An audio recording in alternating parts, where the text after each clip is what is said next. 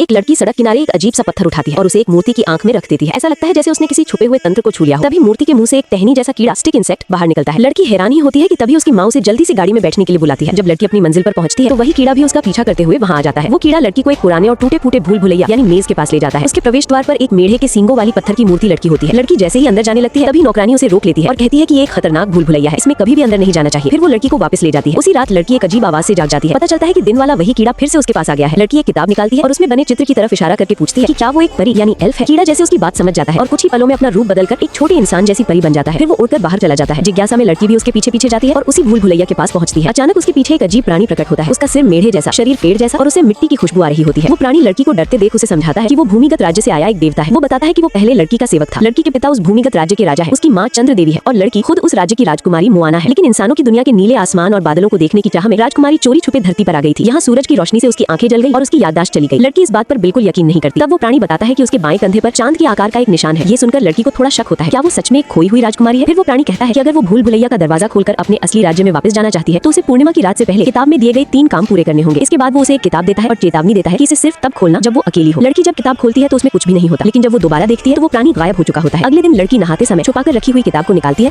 और फिर से खोलती है। इस बार उसमें सच में शब्द दिखाई देते हैं। पहला काम है एक अंजीर के पेड़ को बचाना। उसे अपने घर के पास एक सूखा हुआ पेड़ ढूंढना होगा। उस पेड़ के अंदर एक कीड़ा रहता है और उसे 3 जादुई पत्थर उस कीड़े के मुंह में डालने होंगे। फिर उसके मुंह से सोने की चाबी मिलने के बाद अंजीर का पेड़ फिर से घना और हरा भरा हो सकता था। लड़की ने किताब में दिए गए निर्देशों का पालन करते हुए उस बड़े पेड़ को ढूंढ लिया। उसने हिम्मत जुटाई और पेड़ की जड़ों में बने एक छेद से अंदर घुस गई। अंदर बहुत नमी और अंधेरा था और हर जगह कीड़े मकोड़े भरे हुए थे। जब लड़की पेड़ के अंदर सबसे अंत तक पहुंची तो सच में एक झींगुर जैसा कीड़ा दिखाई दिया। लड़की ने सोचा आखिर मैं एक राजकुमारी हूँ, मुझे जबरदस्ती नहीं करनी चाहिए। इसलिए उसने अच्छे से बात करके उस कीड़े को वहाँ से जाने के लिए मनाने की कोशिश की, लेकिन कीड़े ने उल्टा उसके चेहरे पर कुछ थूक दिया। असल में वो कीड़ा उन छोटे कीड़ों को खाता था। उन्हें खाने के बाद उसने एक बड़ा सा डकार भी लिया। अब लड़की को समझ आ गया कि ऐसे जीव से बातों से काम नहीं चलेगा। तब उसने 3 जादुई पत्थरों को कीड़ों के साथ मिलाकर रख दिया। कीड़े ने बिना सोचे समझे उन्हें खा लिया। थोड़ी ही देर में उसके पेट में जोर से उथल पुथल होने लगी और उसने बहुत सारा चिपचिपा पदार्थ उल्टी में बाहर निकाल दिया। इसी तरह लड़की को सोने की चाबी मिल गई। रात को वो भूल भुलैया में पानदेव से मिलने गई, लेकिन पानदेव ने उससे चाबी नहीं ली बल्कि उसे संभाल कर रखने को कहा, क्योंकि आगे के दोनों कामों में उसकी जरूरत पड़ेगी। फिर पानदेव ने उसे एक चौक दिया और कहा कि अगर वो दीवार पर एक दरवाजा बना दे तो वो कहीं भी जा सकती है। लड़की घर वापस आई और तुरंत किताब खोलकर दूसरा काम देखने लगी, लेकिन वो खाली किताब अचानक खून बहाने लगी। डरकर उसने तुरंत किताब बंद कर दी। तभी बाहर से दर्द भरी चीखें सुनाई दी। दरवाजा खोलकर उसने देखा कि उसकी माँ खून से लथपथ थी। लड़की तुरंत अपने सौतेले पिता को बुलाने गई, लेकिन वो बिल्कुल परेशान नहीं दिखा, क्योंकि वो एक क्रूर सैन्य अधिकारी था और सिर्फ इतना चाहता था कि माँ के पेट में पल रहा बच्चा जल्दी जन्म ले ताकि वो उसकी ताकत और दौलत का वारिस बन सके। उस रात पानदेव गुस्से में लड़की के पास आया और पूछा कि वो अपना काम पूरा करने क्यों नहीं गई। लड़की ने कहा कि वो अपनी बीमार माँ की देखभाल में व्यस्त थी। तब पानदेव ने उसे एक पेड़ की जड़ दी और कहा कि इसे दूध में भिगोकर माँ के बिस्तर के नीचे रखते और रोज उसे अपनी 2 बूंद खून पिलाए, इससे उसकी माँ जल्दी ठीक हो जाएगी। फिर उसने एक रेत घड़ी दी और 3 छोटे परियों जैसे जीव भी दिए ताकि वो अगले खतरनाक काम में उसकी मदद कर सके। उसने चेतावनी दी कि जिस जगह वो जाएगी वहाँ इंसान नहीं रहते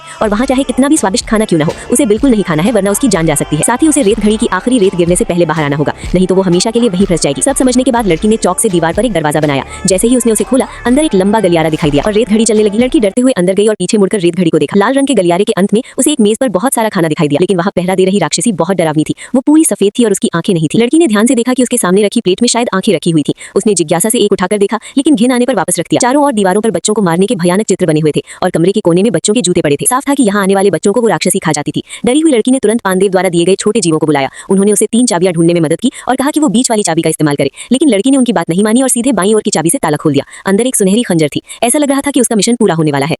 लड़की ने पीछे मुड़कर देखा तो पाया कि राक्षस अभी तक नहीं जागा है। उसने मन ही मन सोचा अगर मैं थोड़ा सा खा लूं तो शायद कोई नहीं जान पाएगा। पास खड़े छोटे छोटे परियां उसे रोकने की पूरी कोशिश करती हैं, लेकिन लड़की उनकी बात नहीं मानती। वो एक अंगूर उठाकर अपने मुंह में डाल लेती है। तभी अचानक राक्षस का हाथ हिलने लगता है। वो थाली में रखी आंखों को उठाकर अपने हाथों में लगा लेती है। फिर दोनों हाथ सिर के ऊपर उठाकर चारों तरफ देखने लगती है, लेकिन लड़की को अपने पीछे आने वाले खतरे का जरा भी एहसास नहीं होता। वो एक अंगूर खाकर भी संतुष्ट नहीं होती और दूसरा खाने की तैयारी करती है। छोटी परियां उसे रोकने की पूरी कोशिश करती है, लेकिन उनकी ताकत बहुत कम होती है, इसलिए वे राक्षस का ध्यान भटकाने की कोशिश करती है ताकि थोड़ा समय मिल सके। अचानक एक दर्दनाक चीख सुनाई देती है। लड़की मुड़कर देखती है कि राक्षस एक एक करके परियों को पकड़कर अपने मुंह में डाल रहा है और चबा चबा कर खा रहा है। ये देखकर लड़की डर के मारे वहीं जम जाती है। उसे समझ आ जाता है कि अगला नंबर उसका है। तभी उसे होश आता है और वो घबराकर बाहर की ओर भागती है। राक्षस अपने हाथ फैलाकर इधर उधर झपटता है और भयानक चीखें निकालता है। जैसे ही लड़की दरवाजे तक पहुंचती है रेत घड़ी की आखिरी रेत गिर जाती है और पत्थर का दरवाजा बंद होने लगता है। लड़की जल्दी से चौक निकालकर एक नया दरवाजा बनाने की कोशिश करती है, लेकिन घबराहट में चौक टूट जाती है। उधर राक्षस धीरे धीरे उसकी ओर बढ़ रहा होता है। आखिरी वक्त में लड़की टूटी हुई चौक से ही एक दरवाजा बना देती है। राक्षस लगभग उसके पैर पकड़ ही लेता है, लेकिन वो किसी तरह बचकर बाहर निकल जाती है। अगले दिन लड़की निर्देश के अनुसार मानव आकार की टहनी को दूध में डुबोती है। जड़ तुरंत हिलने लगती है। लड़की अपनी उंगली काटकर उसे 2 बूंद खून पिलाती है, फिर उसे अपनी माँ के बिस्तर के नीचे रख देती है। कुछ ही समय में उसकी माँ की हालत सुधरने लगती है। उसी रात पानदेव उससे पूछने आता है कि उसका काम कैसा रहा। लड़की डर के मारे सच नहीं बता पाती, लेकिन परिया सारी सच्चाई बता देती है। इससे पानदेव बहुत गुस्सा हो जाता है। लड़की अपनी लालच की वजह से अपने राज्य लौटने का मौका खो देती है, लेकिन ये सबसे बुरा नहीं था। उसकी माँ के बिस्तर के नीचे रखी वो टहनी उसके क्रूर सौतेले पिता को मिल जाती है। वो सोचता है कि उसकी पत्नी की बीमारी की वजह यही चीज है। गुस्से से बचने के लिए माँ उस टहनी को आग में फेंक देती है। जैसे ही वो जलती है, उसमें मौजूद छोटा जीव दर्द से तड़पता है। उस रात पानदेव फिर आता है और लड़की को आखिरी मौका देता है। अगर वो सफल हो गई तो वो बिना दर्द वाले अंडरग्राउंड राज्य में लौट सकती है। लड़की को उम्मीद की एक किरण दिखती है। वो यहाँ से भागना चाहती है, लेकिन पानदेव एक शर्त रखता है। उसे अपने छोटे भाई को चुराकर भूल भुलैया लैबिरिंथ में लाना होगा। कुछ देर सोचने के बाद लड़की मान जाती है। वो चौक से एक दरवाजा बनाकर चुपके से अपने सौतेले पिता के कमरे में जाती है। जैसे ही वो अपने भाई को उठाती है, उसका सौतेला पिता उसे देख लेता है। लड़की भाई को लेकर भागती है और भूल भुलैया की ओर दौड़ती है। दूसरी तरफ पानदेव पहले से ही उसका इंतजार कर रहा होता है। वो एक खंजर निकालता है और लड़की से कहता है कि अपने भाई का खून निकालकर 2 बूंदे दे। यही अंडरग्राउंड राज्य का दरवाजा खोलने की चाबी है। लड़की सिर हिलाकर मना कर देती है। वो राजकुमारी बनने का मौका छोड़ सकती है, लेकिन अपने भाई को चोट नहीं पहुंचा सकती। तभी झगड़े के बीच उसका सौतेला पिता वहां पहुंच जाता है। वो पानदेव को देख नहीं सकता, उसे बस लड़की हवा से बात करती हुई दिखती है। वो लड़की को पकड़ लेता है और बच्चे को छीन लेता है। जाते जाते वो लड़की पर गोली चला देता है। लड़की खून से लथपथ होकर जमीन पर गिर जाती है, ठीक उस जगह जो अंडरग्राउंड राज्य का प्रवेश द्वार होती है।